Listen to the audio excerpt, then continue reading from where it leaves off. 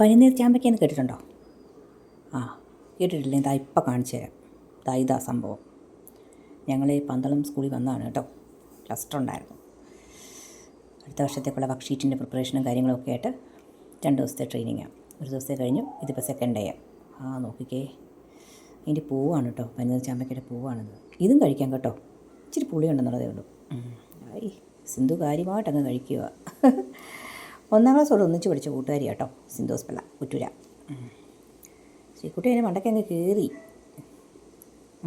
നമുക്ക് അതിന് മുകളിലത്തെ ഓരോ പനീർ ചാമ്പയ്ക്കയും പറിക്കാനുള്ള ഒരു എങ്ങനെ പനീർ ചാമ്പയ്ക്ക പറിക്കാം റിസർച്ച് ചെയ്യുക.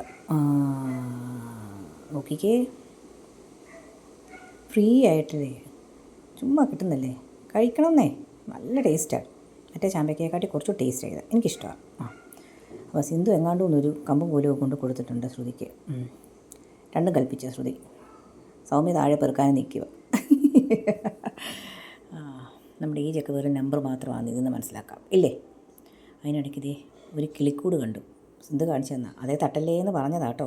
കഷ്ടമല്ലേ? അതുങ്ങളും ജീവിച്ചു പൊക്കോട്ടെ. ഭൂമിയുടെ ഒരു ഭാഗമല്ലേ, പ്രകൃതിയുടെ ഒരു ഭാഗമല്ലേ.